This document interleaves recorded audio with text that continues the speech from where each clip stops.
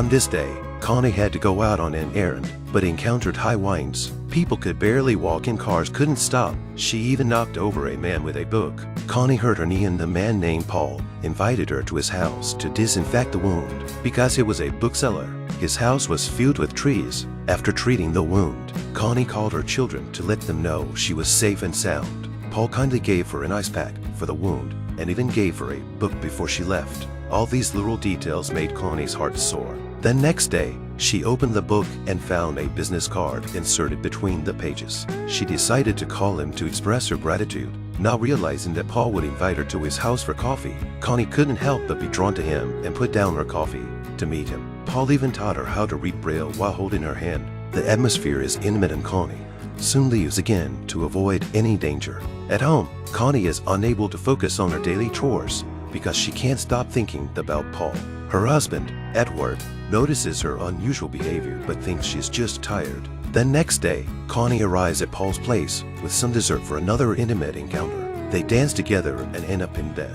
Connie berates herself for her reckless behavior on the way home, but that doesn't stop her from pursuing more excitement. She continues to act as a good wife and mother at home, while enjoying a romantic affair with Paul outside. Even in public, they acted intimately. However, all this is seen by Edward's attendant, who catches them in the act. When Edward tries to establish intimacy with his wife, she refuses and leaves instead. The next day, Edward asks his wife where she is going and she says she is just going to get a facial. However, when it called the salon, there was no record of her appointment. As it turned out, Connie was enjoying a happy hour with Paul in the bathroom of a restaurant. Edward has to put his wife's behavior aside because he has work to do, which leads to an argument with his subordinate as he finds out that Connie is cheating on him.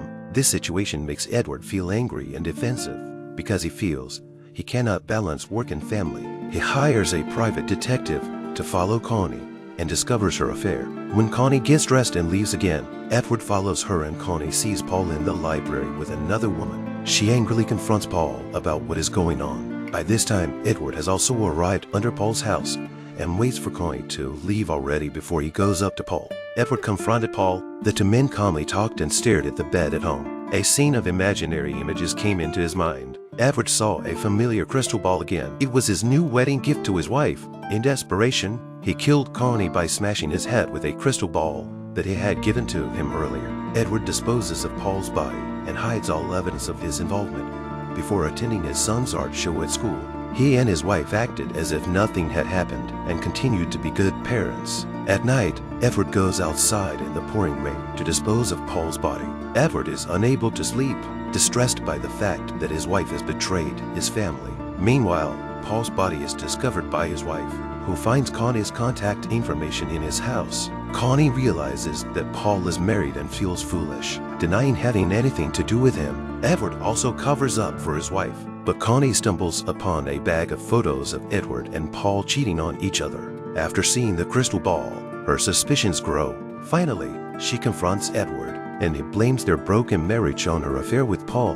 The next day, Connie opens the bottom of the crystal ball and finds family photos of her, Edward and their children, as well as a note written by Edward expressing his deep love for her. As she burns the photos, she wishes she had never been to Paul's house and left directly after their first encounter.